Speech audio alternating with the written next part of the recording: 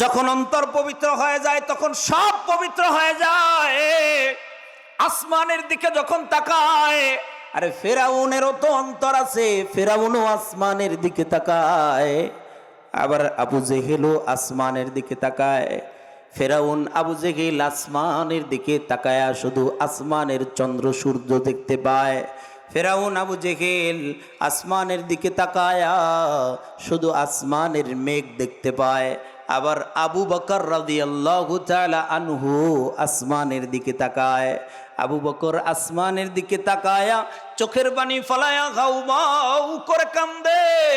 আবু বকর আসমানের দিকে তাকায়া চোখের পানি ফলায়া হাউ মাউ করে কান্দে আর ডেকে ডেকে বলে, ওগো আসমানের মালিক আল্লাহ, আপনি এত সুন্দর করে যদি আসমান বানান তাইলে আপনি আল্লাহ না কত সুন্দর।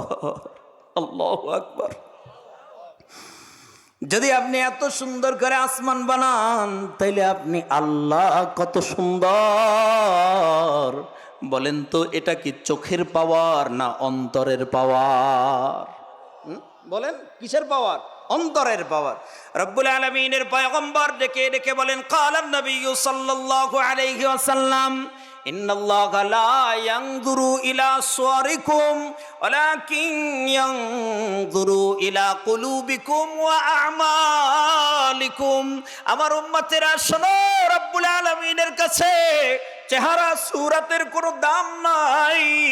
কে লম্বা, কে খাটো, কে মোটা, কে চিকনা, কে কালা, কে ধলা, এগুলোর কোনোই আল্লাহ তাআলার কাছে দাম নাই। কার চেহারা খুব সুন্দর, কে বিশ্ব সুন্দর, এটা রব্বুল আলামিনের কাছে কোনো দাম নাই। রব্বুল আলামিনের কাছে দাম কেবলমাত্র অন্তরের। সুবহানাল্লাহ, জোরে বলেন।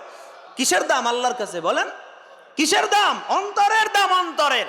এর কারণেই হাবিবে কিবরিয়া সরকারে মদিনা কামলিওয়ালা নবী ওই যে যেদিন মেরাজের রজনীতে যায়, মেরাজের রজনী থেকে ফিরে আইসা আল্লাহর নবী বেলালকে ডাক দিছে, হাবশি গোলাম বেলাল।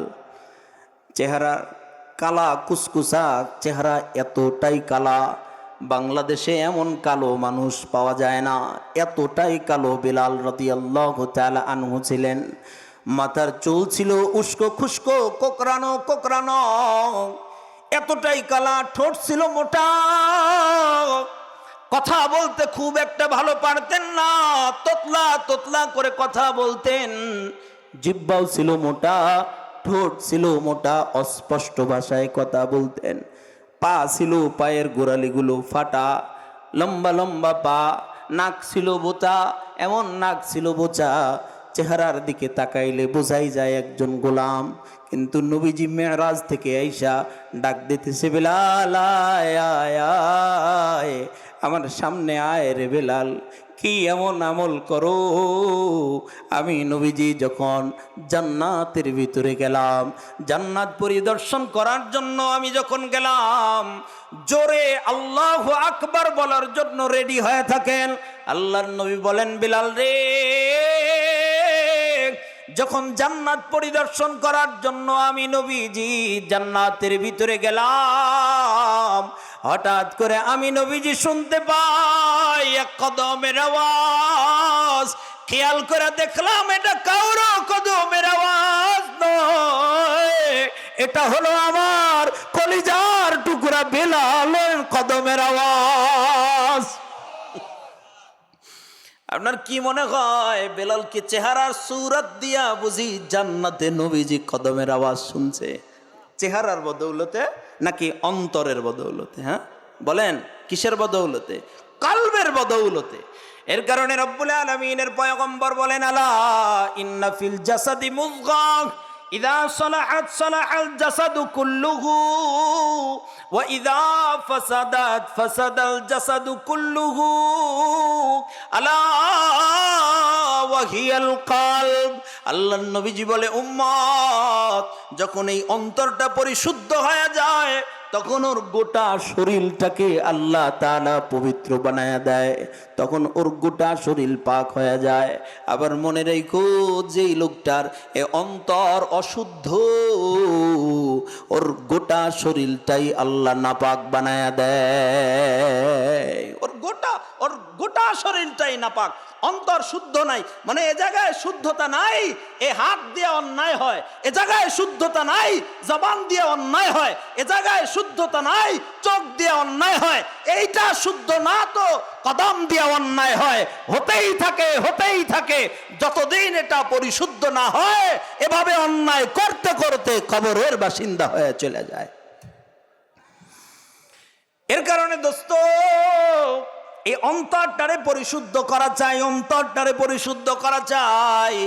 কেন অন্তরটারে পরিশুদ্ধ করবা?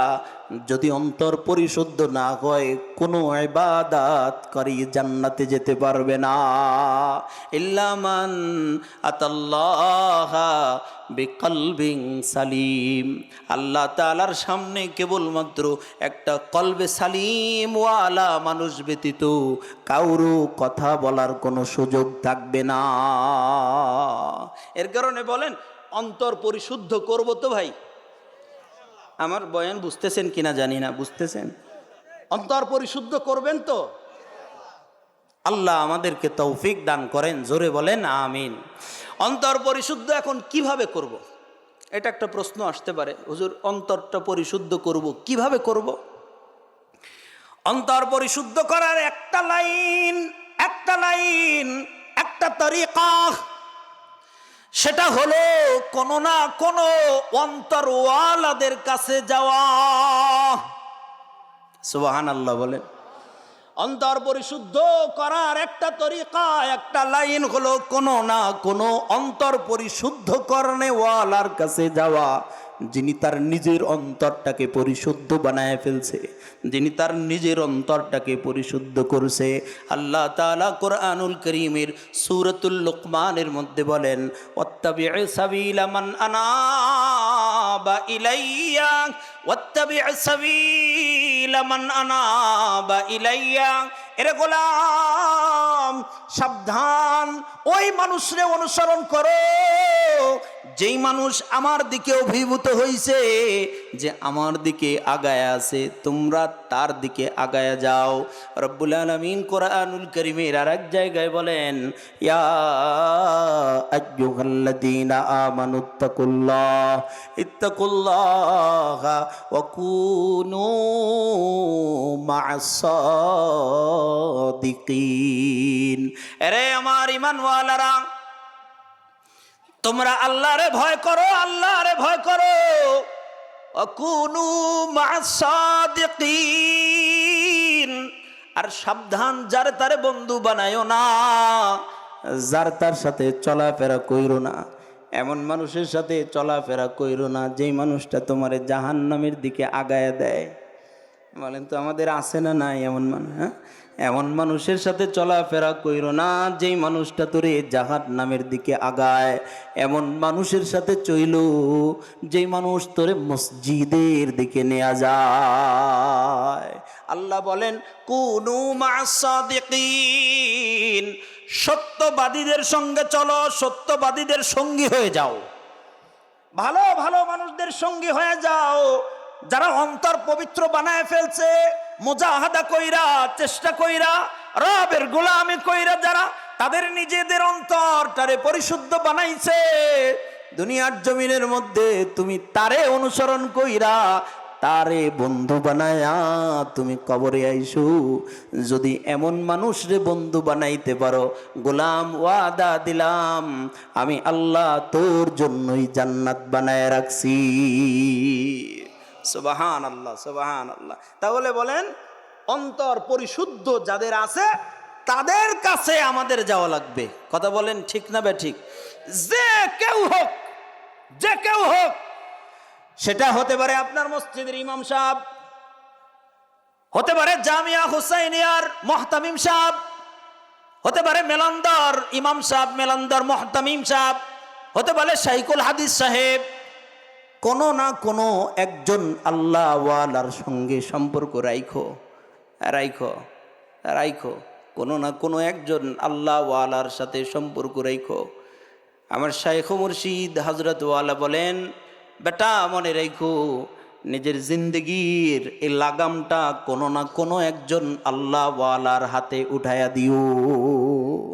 নিজের জিন্দগির যে লাগাম আছে, এই লাগামটা কোনো না কোনো একজন আহলুল্লাহ যারা, কোনো না কোনো একজন আল্লাহওয়ালা যারা, তাদের কাছে নিজের লাগামটা ধইরা, এমন করে ধইরা নিয়ে যায়া এই লাগামটারে তার কাছে উঠাইয়া দিও। হযরত, এই যে আমার জিন্দগির লাগাম আমি আপনার কাছে দিলাম, লন, এখন থেকে আপনি যেভাবে বলবেন আমি ওইভাবে চলবো। আমার লাগাম আপনার কাছে। কোনো না কোনো আহলুল্লাহর কাছে এরকম করে নিজের জিন্দগির লাগাম উঠাইয়া দিও। ওই আহলুল্লাহ তোমারে আল্লাহ পর্যন্ত পৌঁছায়া দিবে, তোমারে আল্লাহ পর্যন্ত পৌঁছায় দেবে। এর কারণে নিজেদের আত্মাটারে পরিশুদ্ধ করা চাই। কেন করবেন? কেননা আমার আপনার আখিরাত আছে না নাই?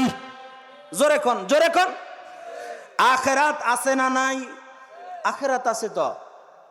যেহেতু আপনার আখিরাত আছে, যেহেতু আপনার আল্লাহ আছে, যেহেতু আপনার নবী আছে, সেহেতু আপনার রবের সামনে দাঁড়ানোর আগেই সাবধানতার সাথে নিজেদের আত্মাটাকে, কল্পটাকে পরিশুদ্ধ বানায়া রবের কাছে যাইও।